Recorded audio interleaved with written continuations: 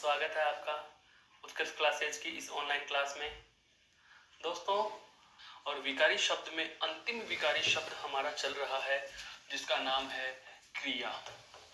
और पूर्व की कक्षा में हम क्रिया तथा इसके प्रकारों की चर्चा आरंभ कर चुके थे। क्रिया के जो हमने प्रकार पढ़ना आरंभ किया था तो हम बता चुके हैं आपको कि क्रिया के जो प्रकार हैं उनके विभिन्न क्या थे, आधार थे। विभिन्न क्या थे, आधार थे। और इन आधारों में भी हमने सबसे पहले बात की किस पर, कर्म के आधार पर। किस पर बात की, कर्म के आधार पर। और यह हमने जान लिया कि कर्म के आधार पर क्रिया के कितने प्रकार थे, दो। कितने प्रकार थे, दो।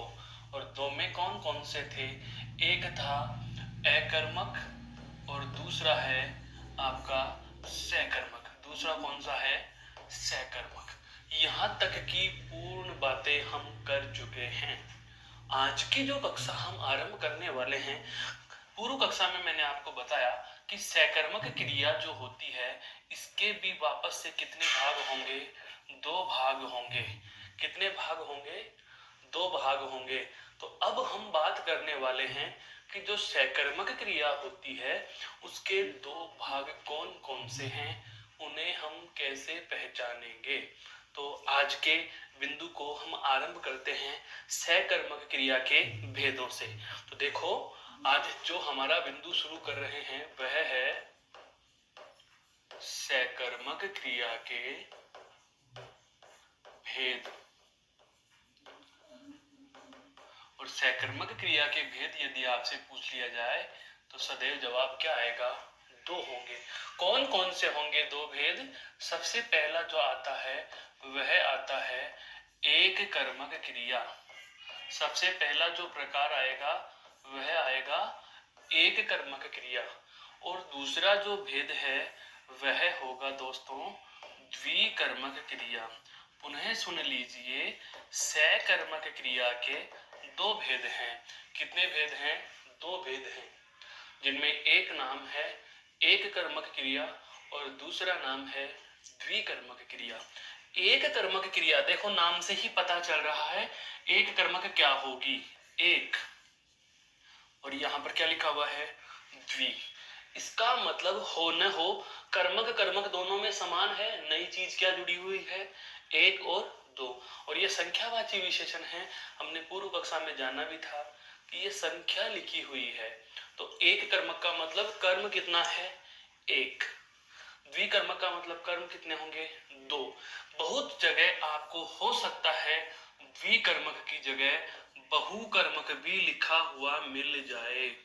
पहले यह जान लीजिए कि द्विकर्मक और बहुकर्मक का अंतर क्या होगा मेरे दोस्तों। तो सुनो इस बात को, चाहे एक कर्मक हो चाहे द्विकर्मक हो, होगी तो क्या, सकर्मक। कहने का मतलब यह है कि हम कल जान चुके थे क्या से हम क्या करते हैं, प्रश्न बनाते हैं। क्या लिखकर क्या करते हैं, प्रश्न बनाते हैं। और क्या से जो प्रश्न बना लेंगे, उस प्रश्न को बना लेने के बाद हमारे पास यदि जवाब होता है, यदि जवाब होता है, यदि जवाब होता है तो सदैव क्या होगी, वह सकर्मक होगी। और यदि क्या से प्रश्न बनाया और जवाब नहीं होता, और जवाब नहीं होता दोस्तों, तो उस स्थिति में आप उसको क्या कहते हो, क्या कहते हो, अकर्मक क्रिया। क्या हो जाएगी, अकर्मक क्रिया हो जाएगी। अब यहाँ पर ध्यान देने वाली बात, यहीं से हमारा प्रश्न निकल कर आ रहा है कि जो एक कर्मक हो या द्विकर्मक हो, सबसे पहली शर्त है कि वाक्य में क्या का जवाब होगा, वाक्य में क्या का जवाब होगा। और जो जवाब होगा तो जाहिर सी बात है वह सकर्मक तो होगी ही होगी। अर्थात एक कर्मक या द्विकर्मक क्रिया वाले वाक्यों में निश्चित रूप से हमें कर्म मिलेगा। और निश्चित रूप से हमें कर्म मिलेगा तो जो त्रिपद सूत्र हमने लिखा था कल, क्या, कर्ता, उसके बाद में क्या है, कर्म, और उसके बाद में क्या होगा, क्रिया। ये तीनों हमें प्राप्त होंगे ही होंगे, ये तीनों हमें प्राप्त होंगे ही होंगे। यहां तक की बात समझ में आ चुकी दोस्तों। अब देखो आगे, सबसे पहले हम चर्चा आरंभ करेंगे एक कर्मक क्रिया क्या होगी। तो देखो, एक कर्मक क्रिया का मतलब यह हुआ कि वाक्य में क्रिया के साथ एक ही कर्म होगा। वाक्य में क्रिया के साथ एक ही कर्म होगा, अर्थात कहने का आशय यह है कि वाक्य में जो क्रिया दी हुई होगी उसके साथ कर्म कितने होंगे, एक ही कर्म होगा। नाम से पता चल रहा है कर्म कितने हैं, एक है। एक कर्म का मतलब कर्म कितने होंगे दोस्तों, एक होगा। तो यह बात हमें ध्यान रखने की है कि जो एक कर्मक क्रिया होगी वहां पर हमारे पास कर्म कितने आएंगे, एक ही कर्म आएगा। उदाहरण की चर्चा करते हैं। बिल्कुल, उदाहरण से इस बात को हम जाने तो जैसे उदाहरण लेते हैं इसका, बहुत ही अच्छा उदाहरण।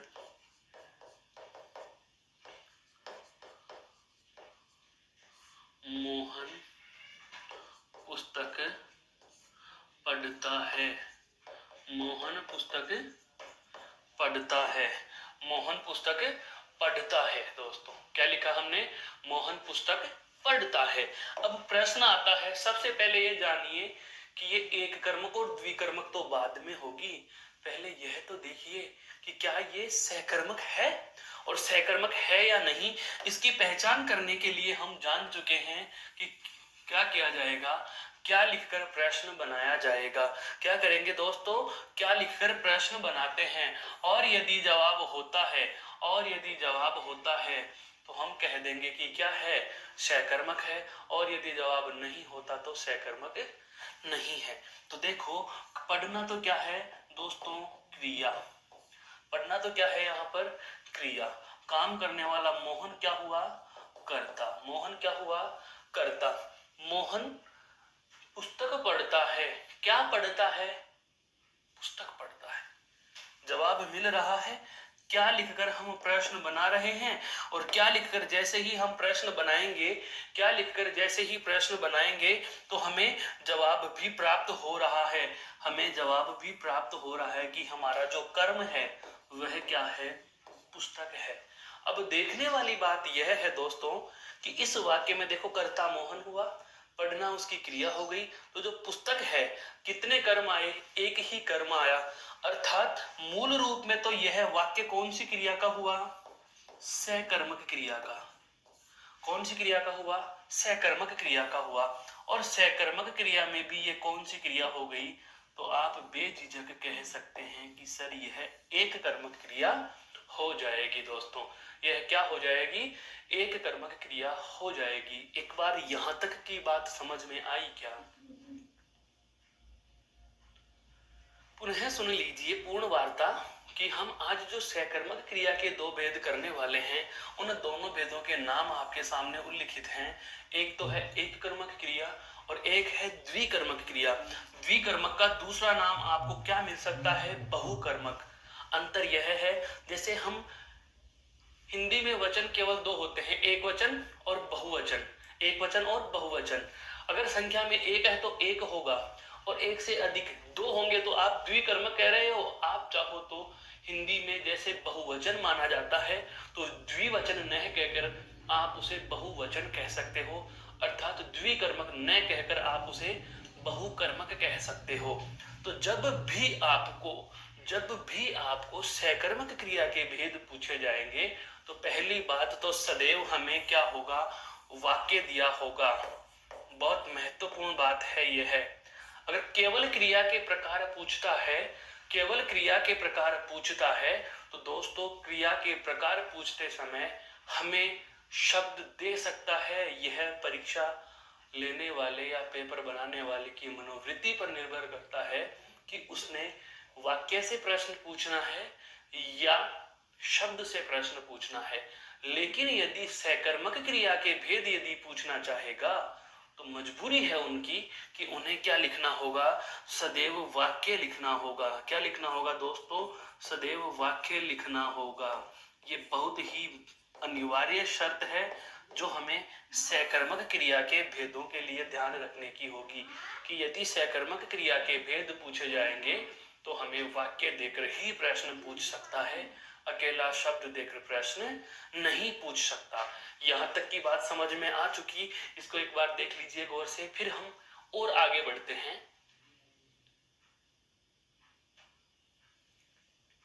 यह केवल हमने सकर्मक क्रिया के भेद जो दो हैं उनमें पहले की बात की है, कौन से, एक कर्मक। अब बात करते हैं दोस्तों हम सकर्मक क्रिया के दूसरे भेद की, और जो सकर्मक क्रिया का दूसरा भेद है वह बहुत ही अच्छा, क्या, द्विकर्मक। आप चाहें तो इसे दूसरा नाम दे सकते हो, क्या, बहुकर्मक क्रिया, द्विकर्मक या बहुकर्मक क्रिया।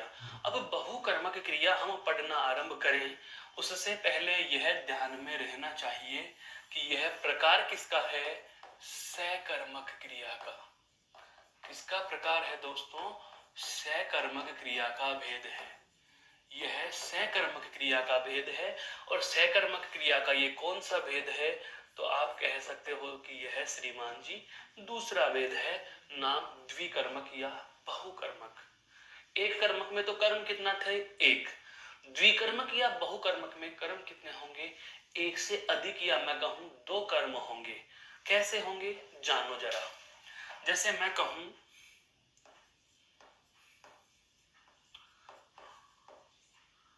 अध्यापक ने छात्रों को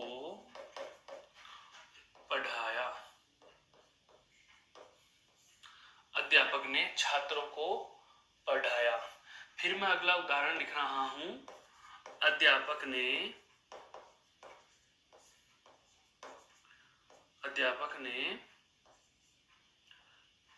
पाठ पढ़ाया।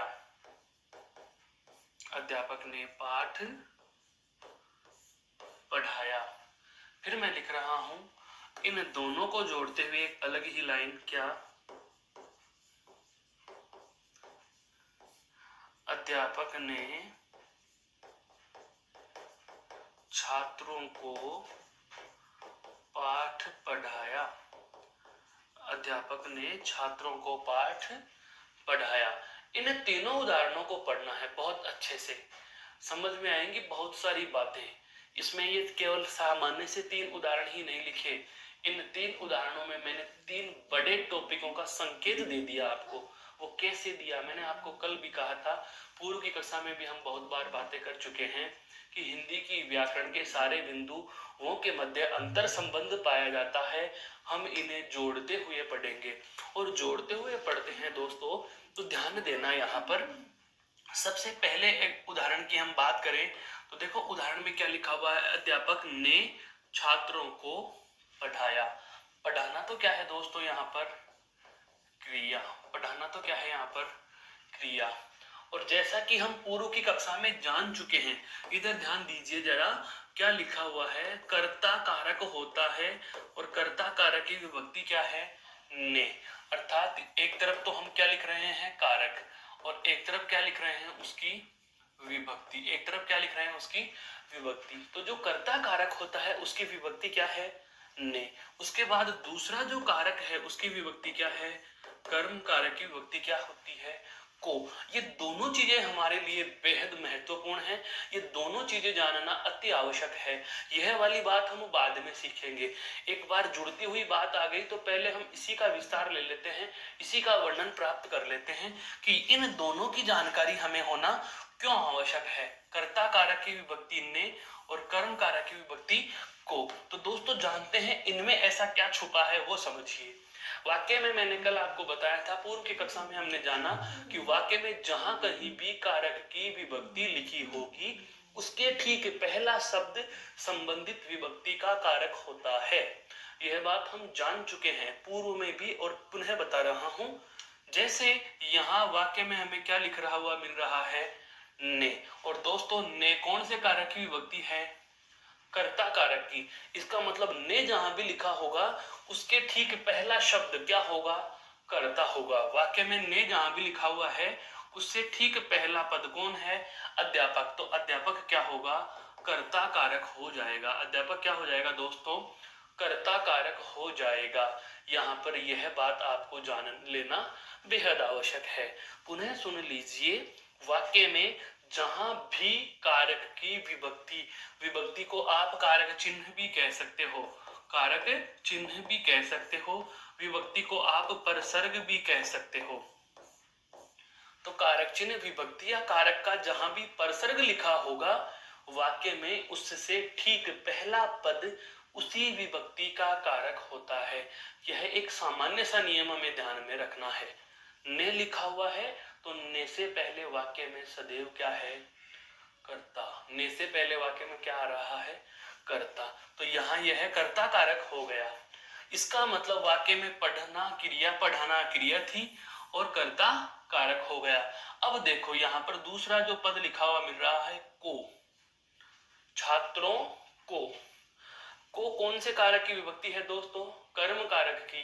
तो बिना दिमाग लगाए आप कह सकते हो कि को जहां भी लिखा है उससे ठीक पहला पद, को जहां भी लिखा है उससे ठीक पहला पद क्या होगा? कर्म होगा। क्या होगा? कर्म होगा। इसका मतलब इस वाक्य में कर्म कितने आए? एक। तो आप यह कह सकते हो कि एक कर्म है, अर्थात यह एक कर्मक क्रिया होगी। यह क्या होगी दोस्तों? एक कर्मक क्रिया हो जाएगी। यहां तक तो कोई संदेह नहीं है। अगले उदाहरण पे चलिए। अध्यापक वही कर्ता, पढ़ाना क्रिया। क्या पढ़ाया? पाठ पढ़ाया। क्या पढ़ाया? पाठ पढ़ाया। यह हमें क्या शब्द से प्रश्न बनाने पर जवाब मिला? यह हमें क्या शब्द से प्रश्न बनाने पर जवाब मिला? क्या का जवाब क्या मिला? पाठ। तो यह क्या हो जाएगा? कर्म हो जाएगा दोस्तों। क्या हो जाएगा? कर्म हो जाएगा। और जैसे ही आप इसे कर्म का नाम देंगे, जैसे ही आप इसे कर्म का नाम देंगे, तो यहाँ भी एक ही कर्म हमें मिला, क्योंकि इधर तो कौन है? कर्ता। यह तो कौन हुआ दोस्तों? कर्ता। पढ़ाना क्या है? उसकी क्रिया। तो कर्म कितना रहा? एक। और जब वाक्य में आपको एक ही कर्म मिलता है, जब वाक्य में आपको एक ही कर्म मिलता है, तो क्रिया यहाँ भी क्या हो जाएगी दोस्तों? एक कर्मक हो जाएगी। यहाँ भी क्या हो जाएगी? एक कर्मक हो जाएगी। आप यह कह सकते हो कि इस वाक्य में भी क्रिया कौन सी है? सहकर्मक की, एक कर्मक है। अब महत्वपूर्ण उदाहरण पर चल रहे हैं जो हमारे लिए बेहद आवश्यक है। कौन सा? अध्यापक ने छात्रों को पढ़ाया। इसको हम नई स्लाइड पर लेते हैं, एक बार आप इसको गौर से देख लीजिए।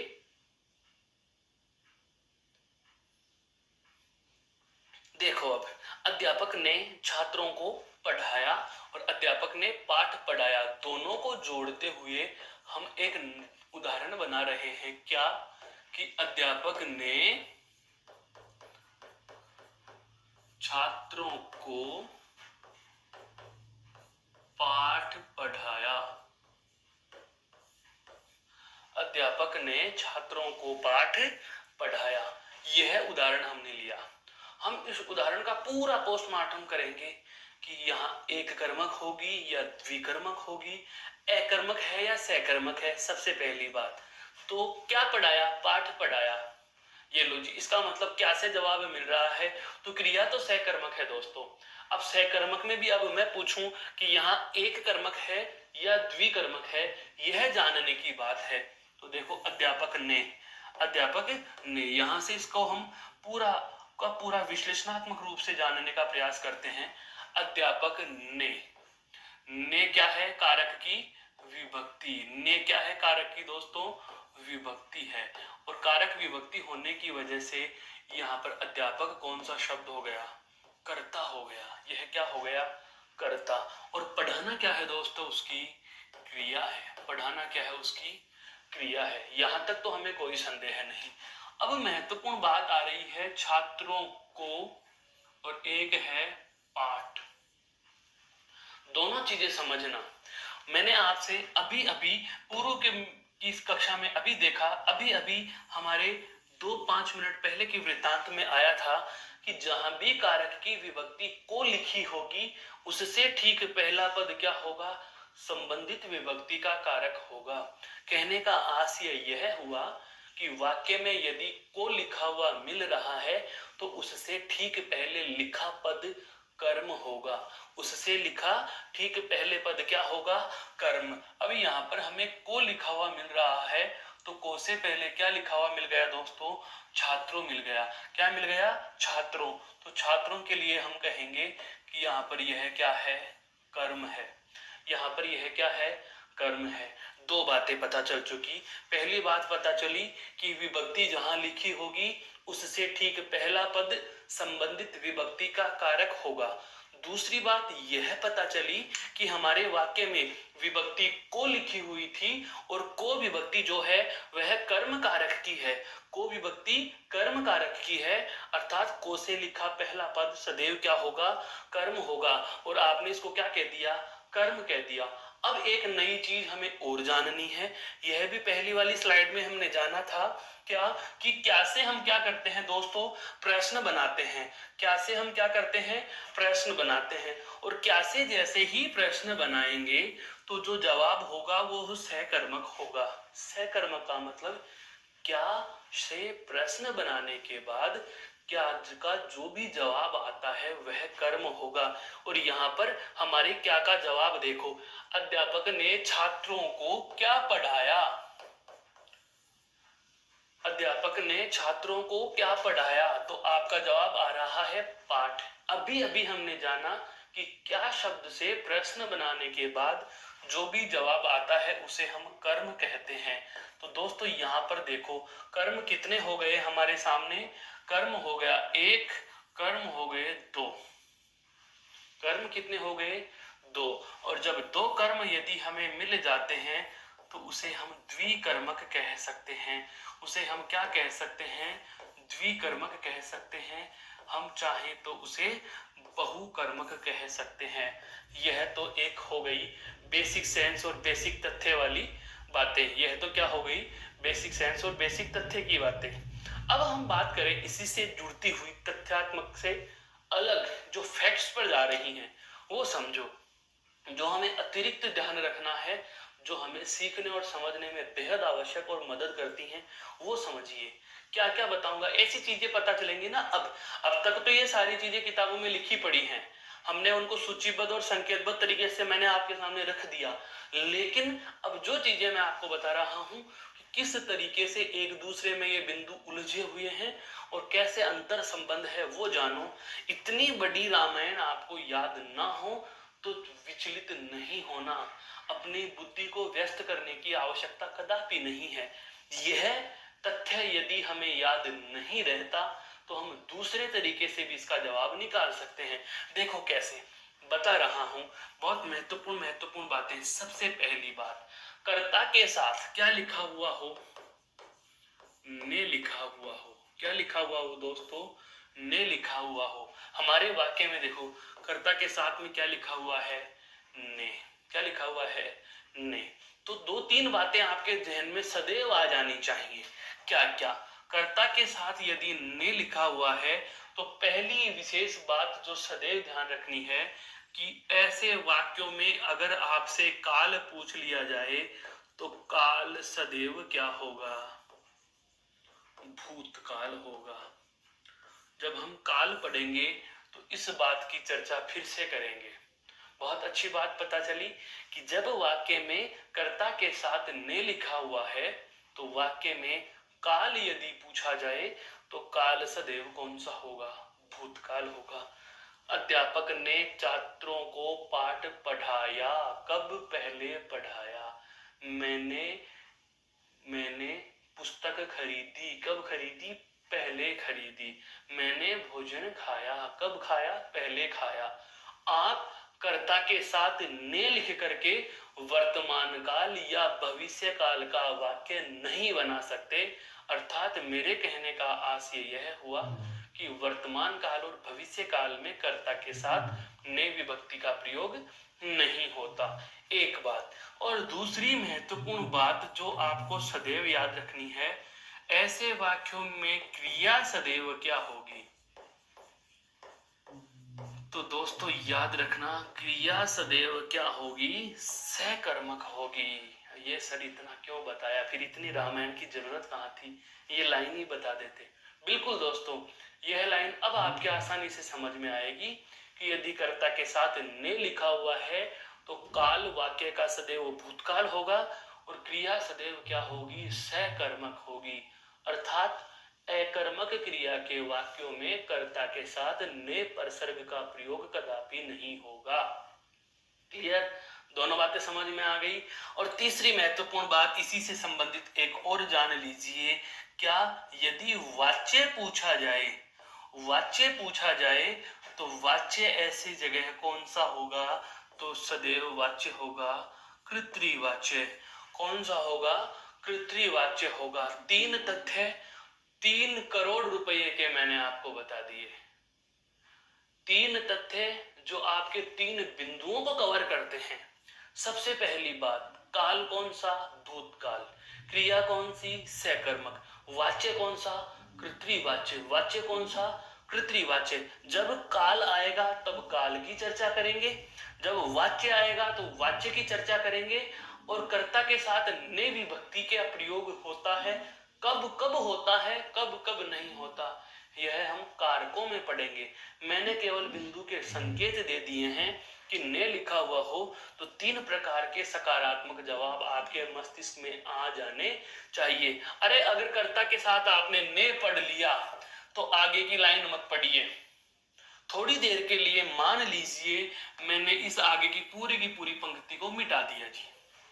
मैंने आगे की पूरी पंक्ति को मिटा दिया कि क्या लिखा हुआ है, कोई मतलब नहीं।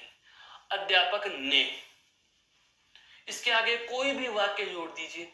अध्यापक ने पुस्तक खरीदी, सहकर्मक भूतकाल कर्तृवाच्य।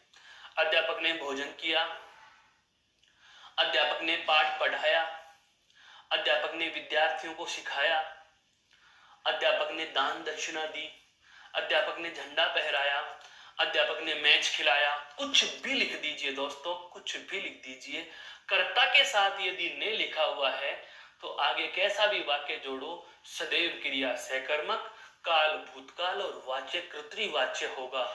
अर्थात मेरा कहने का आशय यह है कि जब आप कर्ता के साथ ने पढ़ लेते हो तो इतने आंसर आपके जहन में तुरंत आ जाने चाहिए। चलते हैं अब अपने बिंदु पर। तो अध्यापक ने छात्रों को पाठ पढ़ाया, यहां तक की बात तो हमारे समझ में आ गई।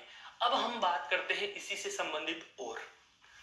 जब हम द्विकर्मक क्रिया की बात करेंगे, इसका मतलब हमारे वाक्य में कर्म कितने होंगे, 2 होंगे। कर्म कितने होंगे, 2 होंगे। एक यह रहा, एक यह रहा। तो जो द्विकर्मक क्रिया वाले वाक्य होते हैं, इनमें इन दोनों कर्मों का अलग अलग नाम होगा। दोनों कर्मों का दोस्तों अलग अलग नाम होगा। दोनों कर्मों का अलग अलग नाम होगा। और वह अलग अलग नाम क्या होता है, एक होता है इसमें मुख्य कर्म। एक क्या होता है, मुख्य कर्म।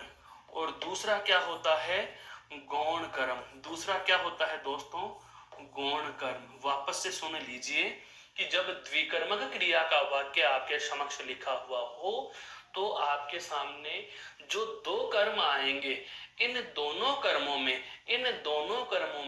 एक मुख्य कर्म होता है, दूसरा गौण कर्म होता है। हमें यह भी पहचानना आना चाहिए कि मुख्य कर्म कौन सा है और गौण कर्म कौन सा है। देखो इधर जरा, जो मुख्य कर्म होता है उसको और जो गौण कर्म होता है इसे हम कैसे पहचानेंगे, तो इनके अंतर करने के लिए आपको मैं हिंट दे देता हूं, आपको मैं संकेतात्मक बिंदु बता देता हूं कि जो मुख्य कर्म होता है उसे आप कैसे पहचानोगे। तो जो मुख्य कर्म होता है वह होता है क्रिया से ठीक पहले। कहां होगा, क्रिया से ठीक पहले। अब आपके जहन में फिर से एक सवाल क्लिक कर रहा है कि श्रीमान जी, पढ़ाना क्रिया से पहले पाठ भी लिखा हुआ है और पढ़ाना क्रिया से पहले ही छात्रों भी लिखा हुआ है, तो ये तो दोनों ही क्रिया से पहले हैं।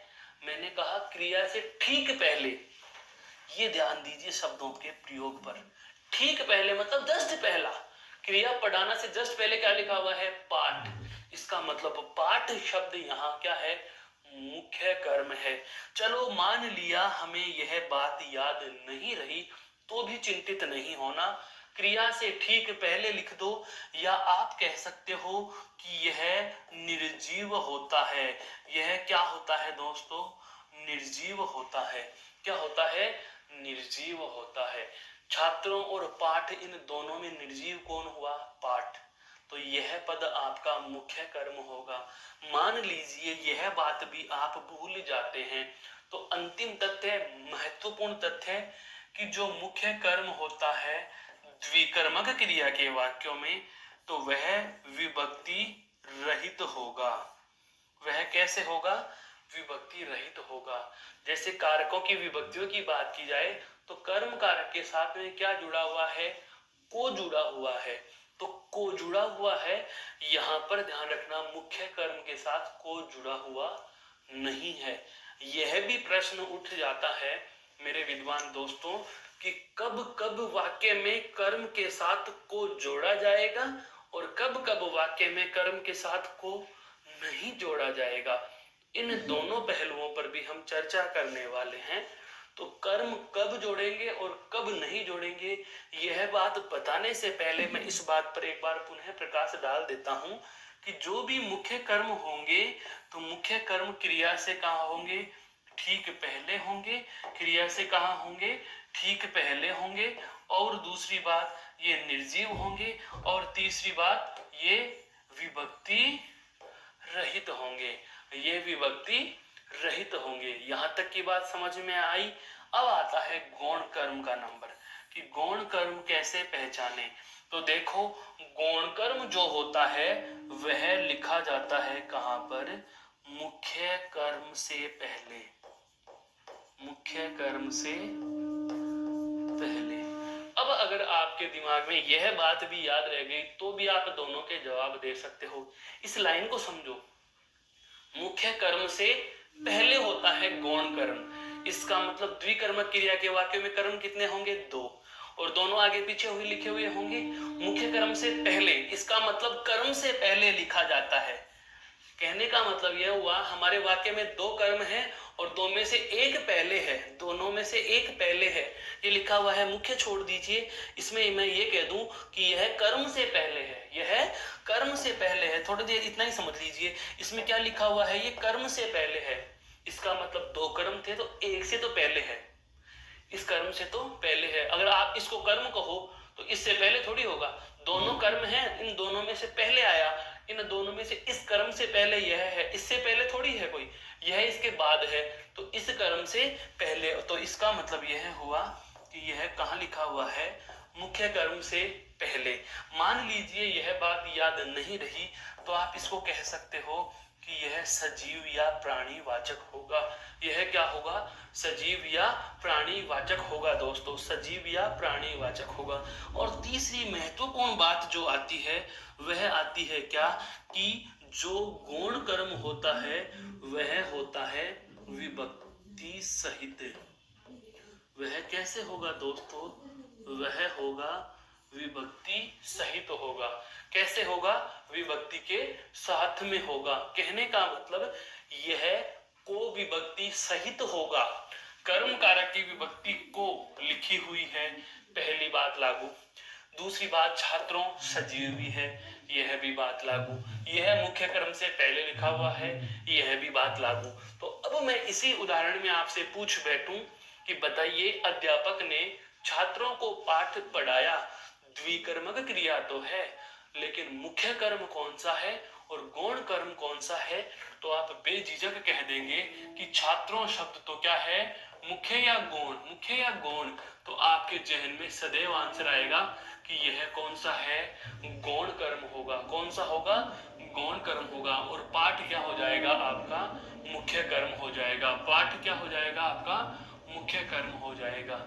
मेरे अनुमान से यह बात आपके समझ में आ चुकी होगी दोस्तों कि द्विकर्मक क्रिया वाले वाक्यों में दोनों कर्मों के क्या होते हैं? अलग अलग नाम होते हैं, अलग अलग नाम होते हैं। एक होता है मुख्य, दूसरा होता है गौण। कौन सा मुख्य है और कौन सा गौण है, यह आपने पहचानना सीख लिया। एक बार इस स्लाइड को देख लीजिए। अभी यह बिंदु पूरा नहीं हुआ है, अभी हम इसमें एक विशेष चीज और जानेंगे दोस्तों। अभी हमें यह जानना है कि को का प्रयोग कहाँ होगा और कहाँ नहीं होगा। तो एक बार इस स्लाइड को देख लीजिए, फिर हम आगे चर्चा करते हैं।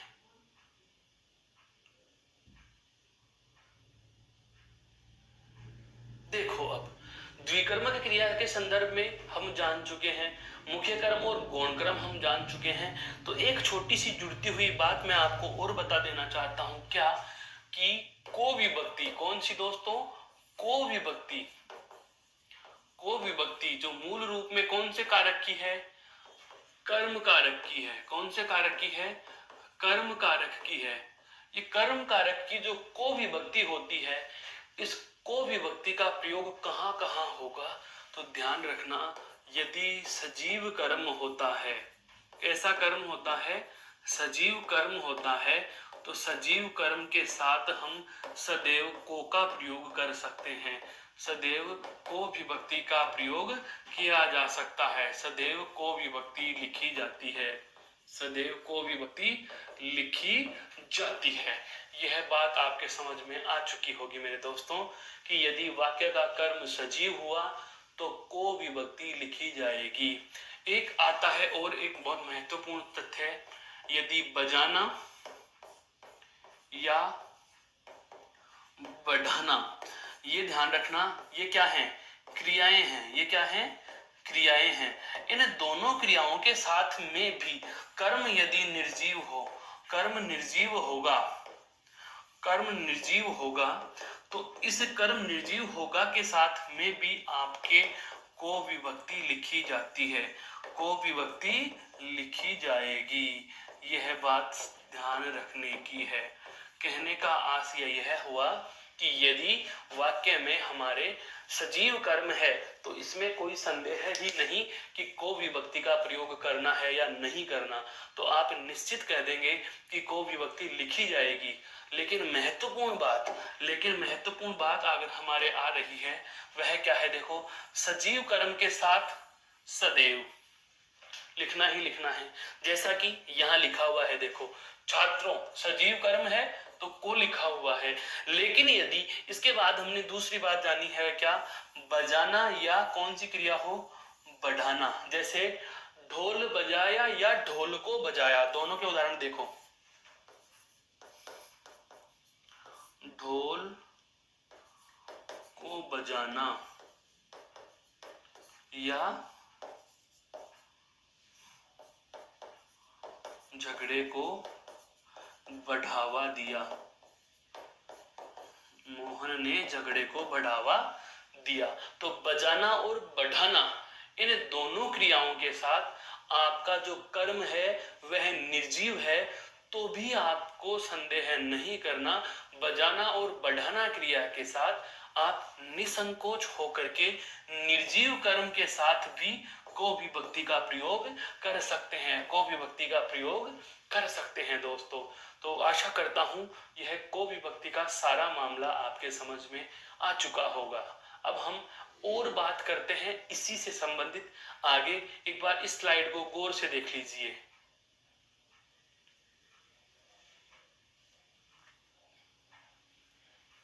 अब देखो, इसमें एक महत्वपूर्ण बात और आती है, ध्यान रखना। एक उदाहरण लिख रहा हूं मैं आपके लिए। क्या, जैसे राजा ने, मैं ने लिख करके छोड़ देता हूं। 3 प्रकार के प्रश्न यदि पूछ लिए जाएं, इस वाक्य में काल जो होगा वह कैसा होगा, तो काल आपके जहन में सदैव कौन सा आएगा, काल सदैव आप इसमें भूतकाल लिखोगे। यदि इस वाक्य में आपसे क्रिया पूछ ली जाती है तो क्रिया सदैव सहकर्मक होगी।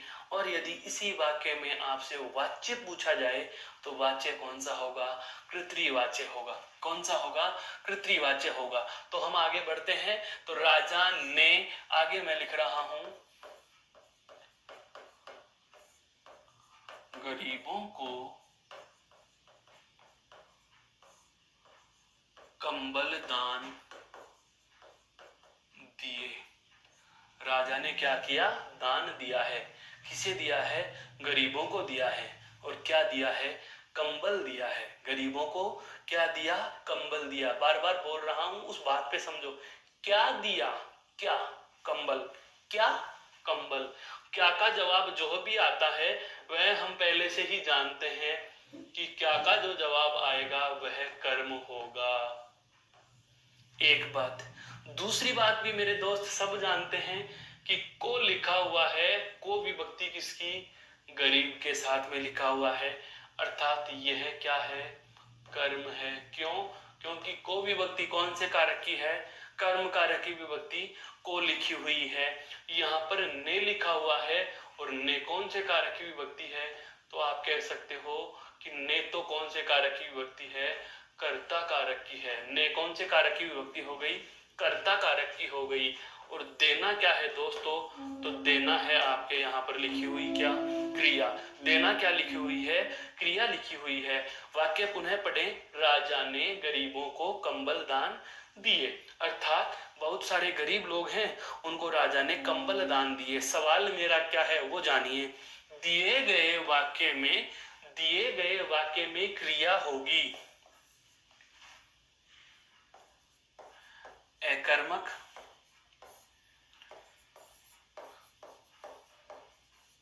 सकर्मक, तीसरा एक कर्मक और चौथा द्विकर्मक। बहुत ही पेचीदा प्रश्न बना दिया मैंने आपके सामने। दिए गए वाक्य में क्रिया कौन सी होगी। अब आप उस तथ्य पर जाएंगे जो हम पूर्व में जान चुके हैं, क्या कि कर्ता के साथ ने लिखा हुआ है तो क्रिया सदैव क्या होगी, सकर्मक होगी। क्रिया सदैव क्या होगी, सकर्मक होगी। तो आपका जवाब यह हो रहा है। लेकिन फिर मैं कह रहा हूं, अरे भाई सकर्मक तो है, लेकिन सकर्मक के भी भेद दे दिए। उदाहरण से समझो, जोधपुर है, उदाहरण लिखा हुआ है क्या, जोधपुर है, और जोधपुर है और विकल्प देखना, लिख दिया एशिया, बिल्कुल एशिया में ही है, बिल्कुल एशिया में है। लेकिन दूसरा विकल्प भारत भी लिख दिया, ये लो बिल्कुल भारत में भी है। फिर तीसरा विकल्प और ही भी नजदीक लिख दिया, क्या, राजस्थान। कहाँ लिख दिया, राजस्थान। अब तीनों विकल्प तो सही हैं, लेकिन इस शब्द के संदर्भ में सबसे नजदीकी जवाब जो वह होगा उसे मान्यता दी जाएगी।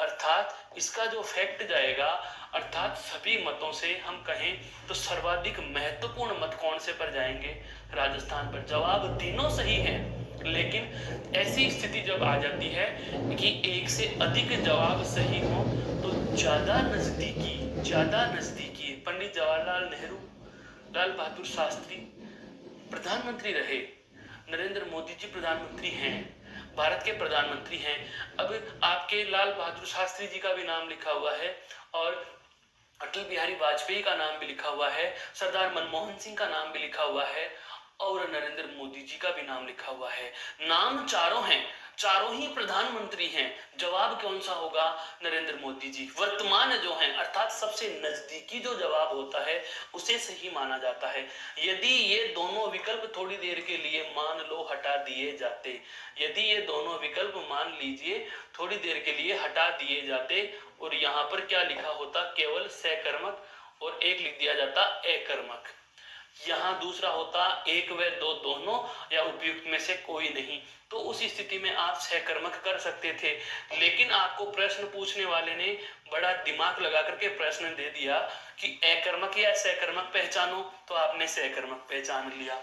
अब आ गया हो एक कर्मक या द्विकर्मक। यहाँ मेरे विद्वान दोस्त वही दिमाग लगाना शुरू करेंगे कि दिया क्रिया है, क्या दिया, कंबल एक कर्म, गरीबों दो कर्म, कर्म कितने हो गए, दो, और जब दो कर्म हैं तो जाहिर सी बात है आंसर कौन सा होगा, द्विकर्मक। फिर मैं कहूं यह गलत हो गया।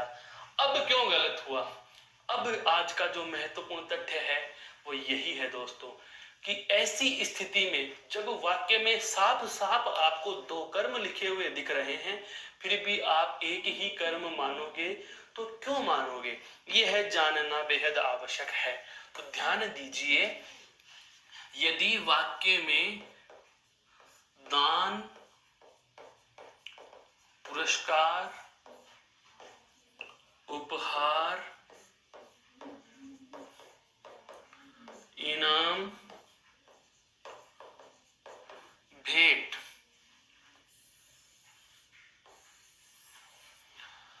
दान, पुरस्कार, उपहार, इनाम या भेंट आदि का भाव होता है। ये क्या है? भाव है, फीलिंग्स हैं। किस भाव से हम किसी को कौन सी चीज दे रहे हैं, यहां पर किस भाव में दिया गया है? दान दिया गया है। तो इसे और अच्छे से समझो, इसे हम और अच्छे से समझेंगे कि यदि वाक्य में क्रिया क्या हो? देना क्रिया हो। यदि वाक्य में क्रिया क्या हो दोस्तों? देना। देने के संदर्भ में हम दो चीजें दे सकते हैं। क्या? एक तो वह जो सही है और एक वह जो सही नहीं।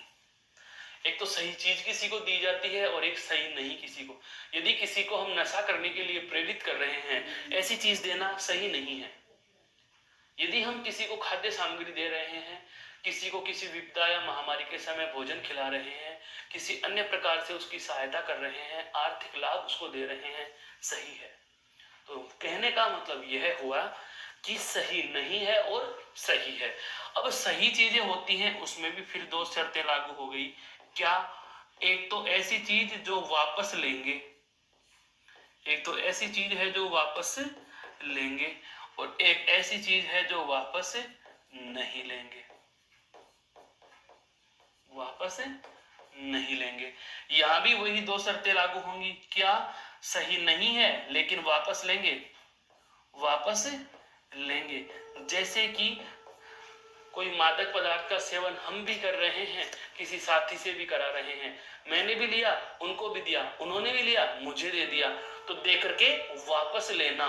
और एक ऐसा होता है जो वापस नहीं लेंगे, वापस नहीं लेंगे या नहीं लेना चाहते, वापस नहीं लेंगे। ऐसी कौन सी चीज होती है, उसे जानिए। जैसे मैंने कहा, किसी को हम श्राप या बद्दुआ दे रहे हैं, तो सही नहीं है, सही नहीं है। दिया तो जा रहा है लेकिन सही नहीं है, और उसके साथ शर्त है वापस भी नहीं लेंगे। ऐसे थोड़ी ना चाहेंगे कि हम जिसे बद्दुआ या श्राप देंगे वह भी हमें बद्दुआ या श्राप दे, नहीं चाहेंगे। तो ऐसी चीज जो दी जाती है लेकिन सही नहीं हो, इन दोनों का हमें ध्यान नहीं रखना है। हमें क्रिया के संदर्भ में, द्विकर्मक क्रिया में एक विशेष तथ्य जो याद रखना है दोस्तों, वह क्या है, उस पर जरा गौर करना कि यदि वाक्य में देना क्रिया हो, देने के संदर्भ में कोई सही चीज दी जाती है और वह वापस नहीं ली जाए, बहुत अच्छे से समझना, यह कड़ी जोड़ दी है मैंने, ये लो। ऐसी कोई चीज है जो देना क्रिया के संदर्भ में है, सही चीज है और वापस नहीं ली जाएगी। जैसे आप किसी को पैसे देंगे तो सही है देना, उधार दे रहे हैं तो वापस भी लेंगे। धोबी को कपड़े दिए, दे रहे हैं, सही है, वापस भी लेंगे, दे रहे हैं, सही है, वापस भी लेंगे। किसी को बात करने के लिए अपना मोबाइल फोन देंगे, सही है, वापस भी लेंगे। लेकिन यदि आप बताइए, क्या किसी को दान दिया वापस लेंगे? नहीं। किसी को पुरस्कार दिया वापस लेंगे? नहीं। उपहार, इनाम या भेंट दी, वापस से लेंगे क्या? नहीं लेंगे। तो यदि वाक्य में देना क्रिया हो और देने के संदर्भ में दान, पुरस्कार, उपहार, इनाम या भेंट आदि का भाव होता है, तो ऐसी स्थिति में, ऐसी स्थिति में ध्यान रखना, ऐसी स्थिति में गौण कर्म को, ऐसी स्थिति में गौण कर्म को संप्रदान कारक माना जाता है।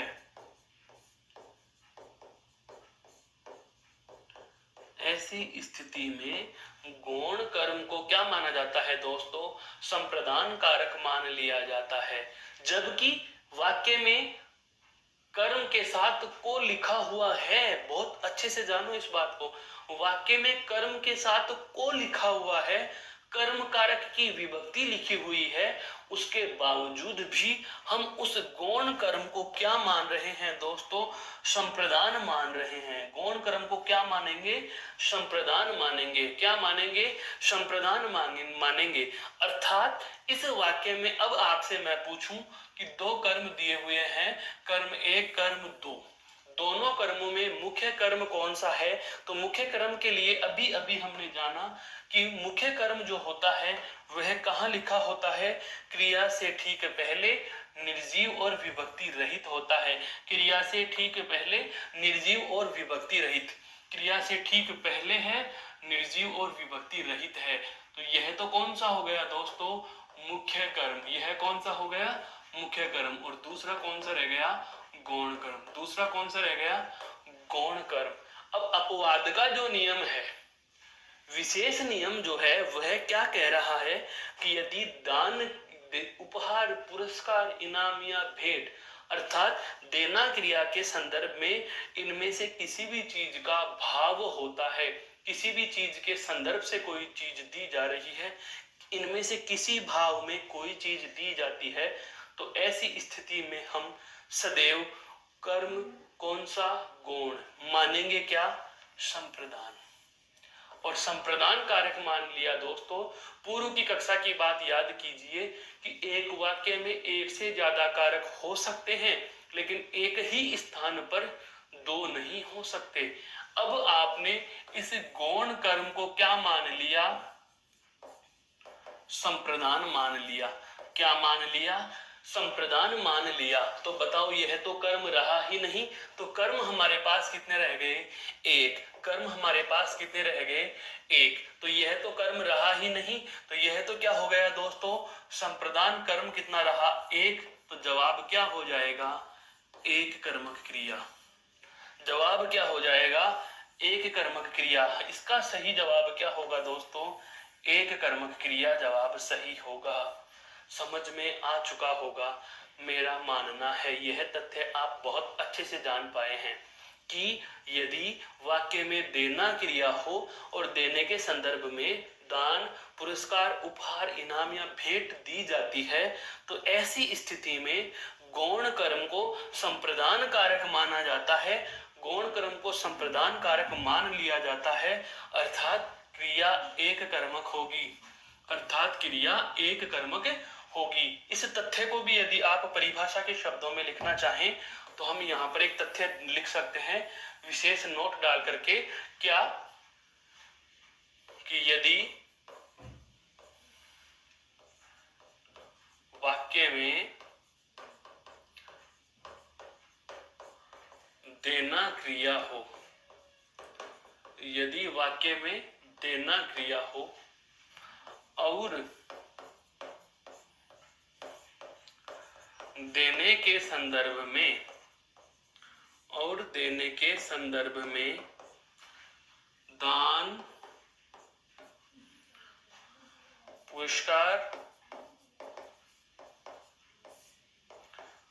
उपहार, भेंट, इनाम आदि का भाव हो, आदि का भाव हो, तो गौण कर्म को क्या मान लिया जाएगा दोस्तों? संप्रदान माना जाता है। गौण कर्म को संप्रदान माना जाता है। अर्थात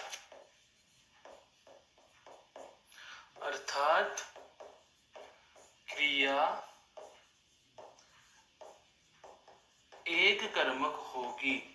अर्थात क्रिया क्या होगी? एक कर्मक होगी। अब ध्यान दीजिए, यहाँ दो बातें आपको सदैव याद रखने की हैं। वो क्या है दोस्तों? यदि आपसे प्रश्न पूछ लिया जाता है देना क्रिया के संदर्भ में, तो ही आपको इस तथ्य को याद करना है। यदि देना क्रिया के अलावा कोई स्थितियां आ जाती हैं, देना क्रिया के अलावा कोई भी द्विकर्मक क्रिया का वाक्य आए, तो आपको उस स्थिति में भ्रमित होने की आवश्यकता कदापि नहीं है। आपको केवल यह विशेष तथ्य कब याद करना है? जब देना क्रिया हो और देना क्रिया के संदर्भ में भी दान, पुरस्कार, उपहार, भेंट या इनाम का भाव मिलता है, तो यदि आ जाए सजा या दंड का भाव मिल जाए, तो उस स्थिति में भी हम किसी को सजा दे रहे हैं तो सही है, उसके अपराध के लिए उसको सजा देना सही है, लेकिन ऐसा तो नहीं है कि हम उसको वापस नहीं लेंगे, बिल्कुल उसको वापस भी नहीं लेंगे। तो जब दी भी जा रही है, सही नहीं है, लेकिन हम उसको वापस भी नहीं लेंगे। किसी को सजा देना उसके कार्य के लिए तो सही है, हम उसको वापस भी नहीं लेना चाहें।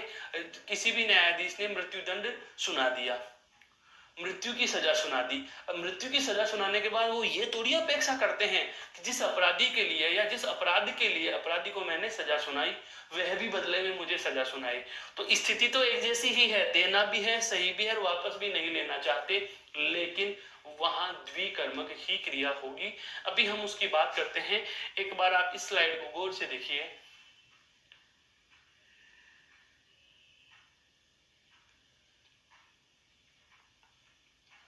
स्थिति क्या है समझो दोस्तों। जैसे मान लीजिए मैंने एग्जाम्पल लिखा, क्या राजा ने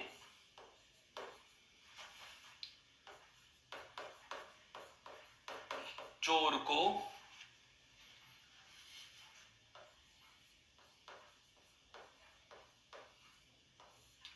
मृत्युदंड सुना दिया, सुनाया या दिया। राजा ने चोर को मृत्युदंड दिया। ध्यान रखना, राजा ने करता है, राजा ने करता है दोस्तों, चोर को, चोर को, यहां पर को लिखा हुआ है, इसका मतलब कर्म। क्या मृत्युदंड, क्या मृत्युदंड, यह भी कर्म है। कर्म कितने मिल गए? 2। तो जवाब क्या कहेंगे? द्विकर्मक। अब आपके जहन में प्रश्न आ गया कि सर आपने पूर्व कथन में यह कहा है कि जब ऐसी स्थिति हो कि देना क्रिया हो, सही चीज दी जा रही है और वापस नहीं ली जा रही। ध्यान दीजिए, अपराधी को अपराध के लिए सजा देना सही है और वापस नहीं ले रहे, तो स्थिति तो एक जैसी हो गई। तो इसे आप द्विकर्मक क्यों कह रहे हैं? तो दोस्तों द्विकर्मक मैं इसलिए कह रहा हूं, हमें यह कथन भी याद रहना चाहिए कि यदि वाक्य में पुरस्कार का भाव, उपहार का भाव या भेंट, इनाम या दान का भाव नहीं मिले तो हमें भ्रमित होने की आवश्यकता नहीं है। अब आप बताइए, यहाँ पर दंड या सजा, दंड या सजा वाली स्थिति है और दंड या सजा की स्थिति में इसे द्विकर्मक का द्विकर्मक ही मानेंगे। जो आपका गौण कर्म है, जो आपका गौण कर्म है, यहाँ पर गौण कर्म को आप संप्रदान नहीं कहोगे। गौण कर्म को हम यहाँ संप्रदान नहीं कहेंगे दोस्तों। गौण कर्म यहाँ पर गौण कर्म का गौण कर्म ही रहेगा, कर्म कारक ही रहेगा। और जब यह भी कर्म कारक है, यह भी कर्म कारक है, तो हमें यदि 2 कारक कर्म मिल रहे हैं तो ऐसी स्थिति में आप इसे द्विकर्मक या बहुकर्मक क्रिया कह देंगे। द्विकर्मक या बहुकर्मक क्रिया कहेंगे। यह वाली बात भी आज समझ में आ चुकी है दोस्तों। तो यह आज जो हमने अभी अभी की कक्षा में सारी बातें जानी वो किससे संबंधित थी? सबसे पहले हमने जाना, सबसे पहले हमने दोस्तों देखो क्या जाना है। सबसे पहले हमने दोस्तों आज जो तथ्य लिए वो किसका लिया है? सबसे पहले आज के तथ्यों में देखो हम आरंभ कर चुके थे सहकर्मक क्रिया के भेदों से। कहां से आरंभ कर रहे थे? सहकर्मक क्रिया के भेदों से। और सहकर्मक क्रिया के जो 2 भेद थे उसमें हम एक कर्मक और उसके बाद हमने दूसरा जाना कौन सा? द्विकर्मक। द्विकर्मक का भी हमने जो दूसरा नाम दिया वह क्या दिया? बहुकर्मक। फिर बहुकर्मक में भी हमने विशेष चीज क्या जाने? मुख्य कर्म और गौण कर्म। फिर उसके बाद हमें एक महत्वपूर्ण बात का और पता चला और वह महत्वपूर्ण बात क्या चली? बात, दान उपहार का भाव, दान उपहार का भाव। ऐसी स्थिति में क्या माना हमने, संप्रदान कारक। तो दो कक्षाओं में, पिछले इन 2 दिवसों में या पिछली 2 कक्षाओं में हम सारी बातें क्या क्या जान चुके हैं कि क्रिया क्या होती है, इसके प्रकार कैसे होंगे, कौन से आधार पर, अर्थात कर्म के आधार पर इसके जो 2 प्रकार हैं, अकर्मक क्या होगा, सकर्मक क्या होगा, फिर सकर्मक क्रिया के जो 2 भेद हैं, इन दोनों भेदों को हम किस तरीके से जानेंगे। जैसा कि हमने 2 कर्मों को बांटा था, क्या क्या, एक नाम आपके सामने आ गया था एक कर्मक, दूसरा नाम क्या आ गया था, द्विकर्मक। दोस्तों तो जो द्विकर्मक नाम हमारे पास आया था, इसमें हमने जानकर सारी बातें समझते हुए अंत में हम यह बात तक भी जान चुके हैं। तो उम्मीद करता हूं यह सारा बिंदु आपके समझ में आ गया होगा। अब हम अगली कक्षा में बात करेंगे क्रिया को बांटने का अगला आधार, प्रयोग व संरचना के आधार पर। तब तक के लिए आप सभी का धन्यवाद। जय हिंद, जय भारत। धन्यवाद दोस्तों।